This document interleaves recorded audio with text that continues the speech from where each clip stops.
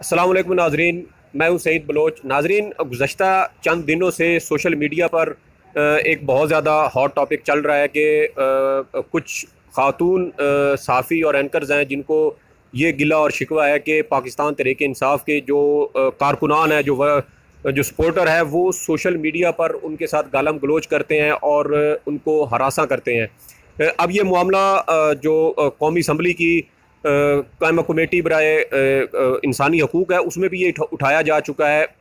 और जो उसके चेयरमैन हैं बिलावल भुट्टो जरदारी, उनकी जानिब से इसका नोटिस भी लिया गया है। इस हवाले से जो है वो अपनी शिकायत उन तमाम ख़वातीन एंकर्स की जानिब से कमेटी को की जा चुकी है। मज़ीद इस पर जो है वो पेश रफ्त जारी है। आइंदा इजलास में भी इस पर जो है वो दोबारा बहस की जाएगी। लेकिन हम यहाँ पर ये जो है वो जानने की कोशिश करेंगे और इस चीज़ पर अहाता करने की कोशिश करेंगे कि क्या जो पाकिस्तान तहरीक इंसाफ के जो वर्कर्स हैं, जो सपोर्टर्स हैं, उनका ख़वातीन को हरासा करने का जो उनका पॉइंट ऑफ व्यू जो है वो क्या समझते हैं कि वो क्यों ऐसा करते हैं, और जो ये ख़वातीन एंकर्स हैं इन पर वो क्या इल्ज़ामात लगाते हैं जिसकी वजह से उनकी जानिब से हरासा किया जाता है या उनको जो है वो उनको गालम गलोच उनके साथ की जाती है। यकीनन ये फ़ेल किसी भी तरीके से इसका दिफा नहीं किया जा सकता।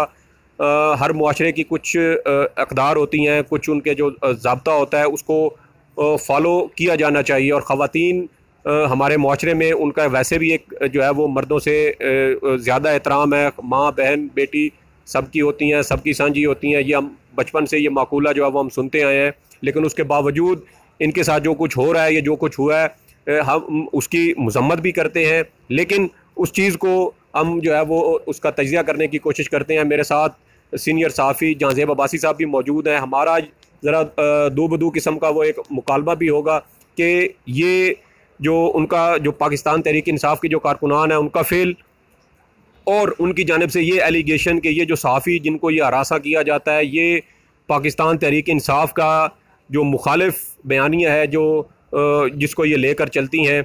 और कुछ के जानिब से ये भी इल्ज़ाम लगाया जाता है कि ये कुछ एंकर्स जो हैं वो जो मुखालिफ पार्टीज़ हैं, पाकिस्तान मुस्लिम लीग नून, उनकी जानिब से ये पेड हैं।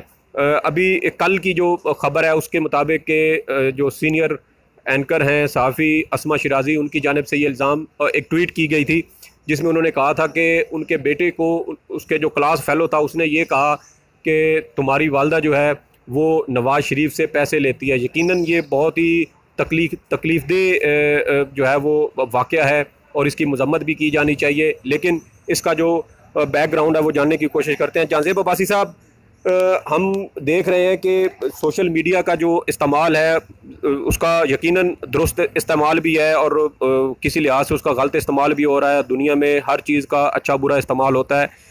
क्या समझते हैं कि ये जो एक कल्चर चल पड़ा है कि जिसकी आप मुखालफत करते हैं उस पर इल्ज़ाम तराशी शुरू कर दें या उसके साथ गालम गलोच शुरू कर दें, ये क्यों है?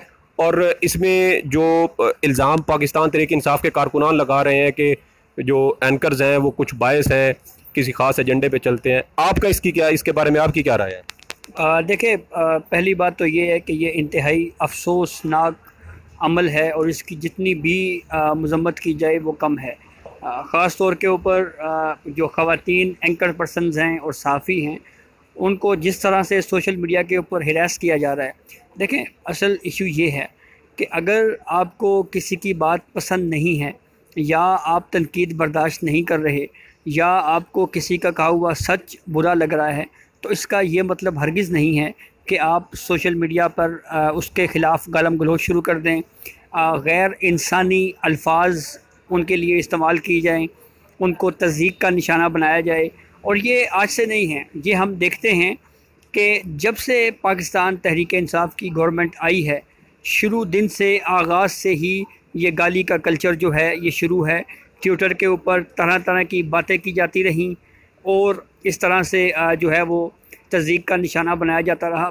कई ख़वातीन सहाफ़ी हैं, आसमा शिराज़ी का आपने नाम लिया, इसके अलावा और भी हमारी जो हैं वो सीनियर जर्नलिस्ट हैं, उनके साथ ये वाक़या जो है वो आए दिन जो है वो रोनुमा हो रहा है। तो ये बहुत ही अफसोसनाक वाक़या है। अभी मैं सोशल मीडिया के ऊपर देख रहा था मुख्तलिफ़ ट्वीट्स जो मुख्तलिफ़ ख़वातीन सहाफ़ी हैं उन्होंने जो है वो शेयर की हैं। मेमल सरफराज की एक ट्वीट है, उसमें उन्होंने कुछ स्क्रीनशॉट्स दिए हैं। जिस तरह की ज़ुबान उनके ख़िलाफ़ इस्तेमाल की गई वो अल्फाज बयान नहीं किए जा सकते। इस तरह के तज़यीक़ अमेज़ और गैर इंसानी जो है वो अल्फाज, अब इसको मतलब क्या कहा जाए।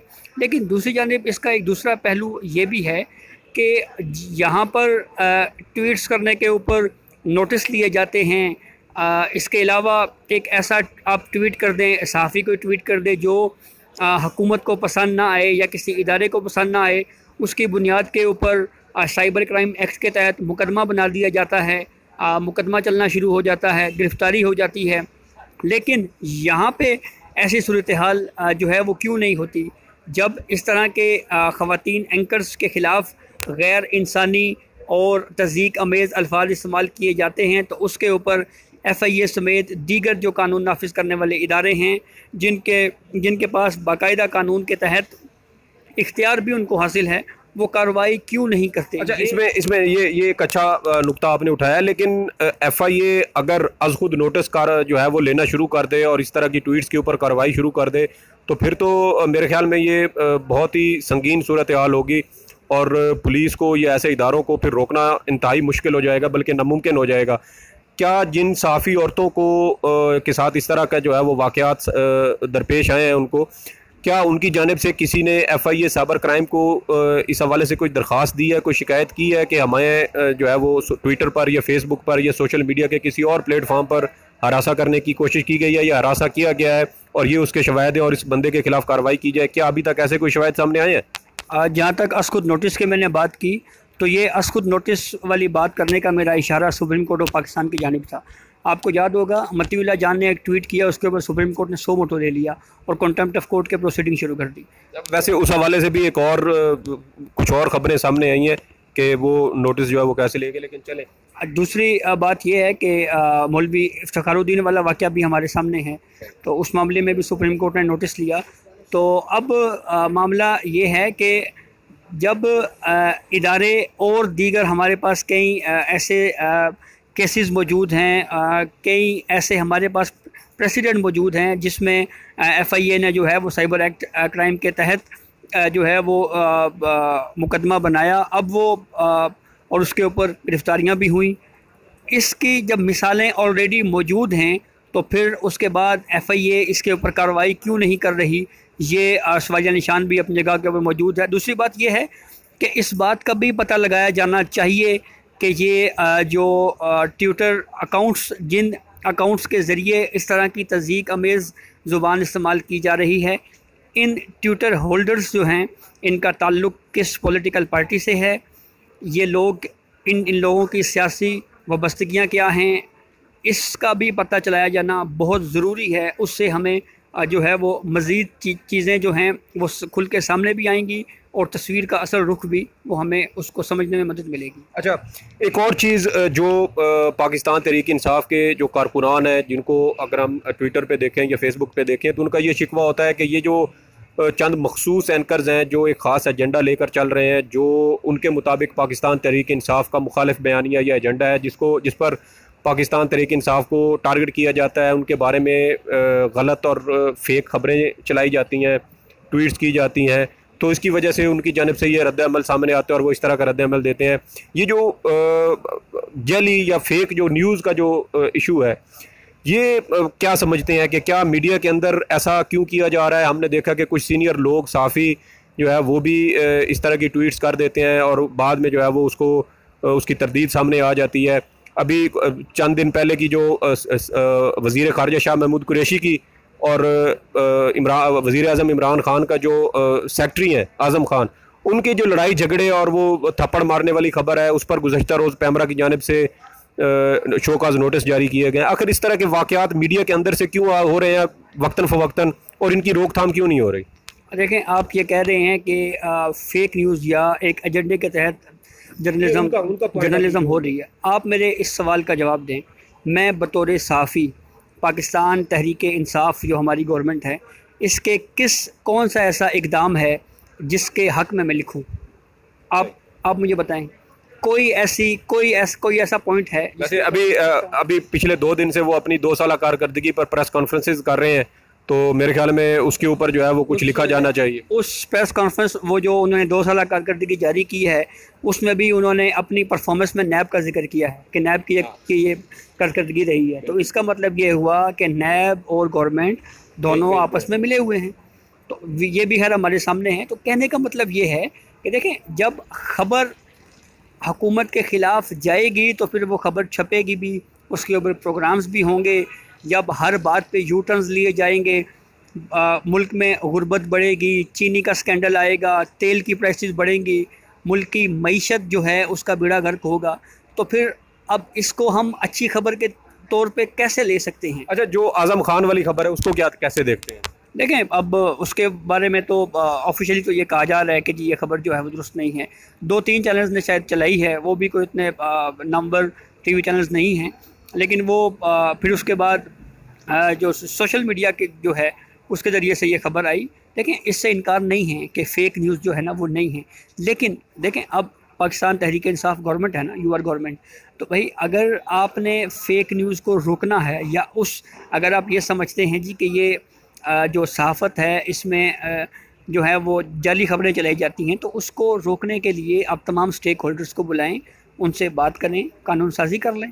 और बजाय इसके कि आप कोई एक कानून बनाएं और फिर अगर किसी के ऊपर साबित होता है कि इसने जाली खबर चलाई है या फ़ेक न्यूज़ किसी के कहने के ऊपर चलाई गई है, तो आप उसको फेयर ट्रायल का मौका दें और फिर उसको जो कानून है उसके मुताबिक सज़ा दें। लेकिन इसका मतलब ये हरगिज़ नहीं है कि एक सहाफ़ी की, एक न्यूज़ एंकर की जो प्रोग्राम्स करते हैं उसकी स्टोरी को बुनियाद बनाकर और बजाय इसके को आप उसको जो है उसको किसी दलील के साथ रद्द करने के आप उनको गालियाँ दे दें, ख़वातीन को बीच में ले आएँ, बच्चों को बीच में ले आएँ। इस इक़दाम को किसी भी सूरत में इस इक़दाम की जो है वो हिमायत नहीं की जा सकती। अच्छा, क्या आप ये नहीं समझते कि मीडिया को भी अपना उल्लू सीधा करना चाहिए? हम देख रहे हैं कि गुज़श्ता लगभग 10 साल से जो मीडिया के सीनियर लोग हैं वो बार बार ये बात कर रहे थे कि मीडिया को अपना ज़ाब्ता अखलाक बनाना चाहिए। आज हम ये देखते हैं कि वजारत दाखिला का कोई सेक्शन ऑफिसर भी फ़ोन करके अपनी मर्ज़ी की खबर चलवा भी लेता है, रुकवा भी लेता है। कहीं और से भी जो है वो कॉल्स, नामालूम कॉल्स आती हैं और उसके बाद कोई खबर चलाई जाती है या रुकवाई जाती है, और ये नॉर्मल हो रहा है इस दौर में। तो क्या समझते हैं कि इससे पहले कि अभी भी वक्त है कि मीडिया अपना ज़ाब्ता अखलाक खुद बनाए, और इससे पहले कि मीडिया को जो है वो मज़ीद शिकंजे में कस दिया जाए? क्या समझते हैं, क्या मीडिया को अपना ज़ाब्ता अखलाक बनाना चाहिए या नहीं? देखिए, मीडिया का उल्लू तो पहले ही काफ़ी हद तक सीधा किया जा चुका है। तनख्वाहों से सहाफ़ियों को महरूम रखा गया, सहाफ़ियों को नौकरियों से निकाला गया। लेकिन वो सिर्फ आम वर्कर जो है वो मुतासर हुआ है, एक आम फील्ड रिपोर्टर मुतासर हुआ है। जो मालकान हैं वो सारे अभी भी बिज़नेस कर रहे हैं, उनके चैनल्स भी चल रहे हैं, उनके पास बिज़नेस भी आ रहा है, इश्तिहारात भी चल रहे हैं, उनको में किसी किस्म की कोई रुकावट नहीं है। उनके जो फंसे हुए पैसे थे हुकूमत की जानिब से वो भी जारी हो चुके हैं। मुतासर तो एक आम वर्कर हुआ है। देखें, अब ख़बर तो हमारे ज़रिए ही पहुंचती है ना, मालकान का तो इशू नहीं है। मालकान को तो कहीं ना कहीं से जो है वो उनकी सेटलमेंट हो जाएगी। बात यह है कि जितना इस दौरे हुकूमत में हम सहाफ़ियों के साथ जो है वो हमारा इस्तेसाल किया गया, हमें नौकरियों से फ़ारिग हमारे सहाफ़ी दोस्त हुए, तनख्वाहों से महरूम रखा गया, तो उस दौर में हम जिस दौर में जी रहे हैं और जब हम जो फील्ड वर्क कर रहे हैं, ये हमें ही पता है, गैर एलानिया सेंसरशिप है यहाँ पर। तो उस तमाम तर हालात में के बावजूद भी हम अगर इस जो सहाफ़त है वो कर रहे हैं, तो उसके बावजूद भी अगर कोई मज़ीद हमसे ये तकाज़ा किया जाए तो अब समझ नहीं आती कि मज़ीद और उसके अलावा क्या किया जाए। लेकिन बात फिर वहीं पे आती है कि आप किसी की जो सही बात है, दुरुस्त बात है, मीडिया तनकीद इसलिए करता है कि ताकि हुकूमत को अपनी पॉलिसीज़ को दुरुस्त करे।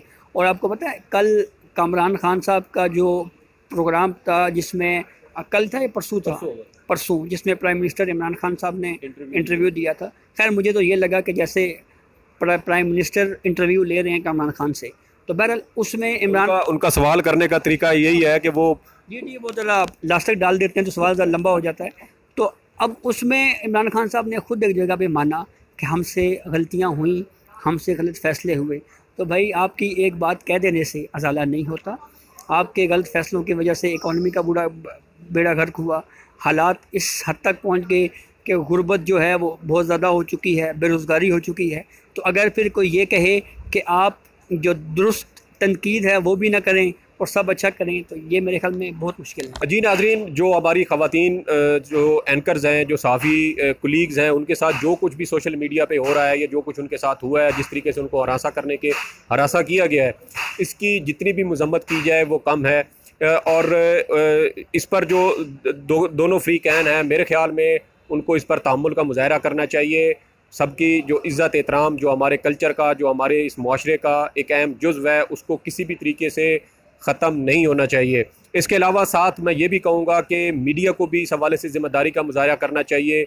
किसी के बारे में कोई भी बात करने से पहले बतौर मीडिया पर्सन हमें अपना गिरबान झांकना चाहिए, अपने आप को एक ज़ाब्ते के अंदर रखना चाहिए, ताकि कोई हम पर ये उंगली ही ना उठा सके कि हमने किसी के साथ कोई गलत किया है। तो इन्हीं तमाम जो बातें हैं, इनके साथ मुझे इजाज़त दीजिए। हमारा चैनल सब्सक्राइब कीजिए और घंटी का बटन ख़ास तौर पर दबाइएगा, ताकि हमारी ताज़ा तरीन वीडियोज़ आप तक बर वक्त पहुँचती रहें। और अपनी फ़ीडबैक भी हमें ज़रूर दीजिएगा, ताकि हम अपने प्रोग्राम्स में मज़ीद बेहतरी ला सकें। तब तक के लिए अल्लाह हाफ़िज़।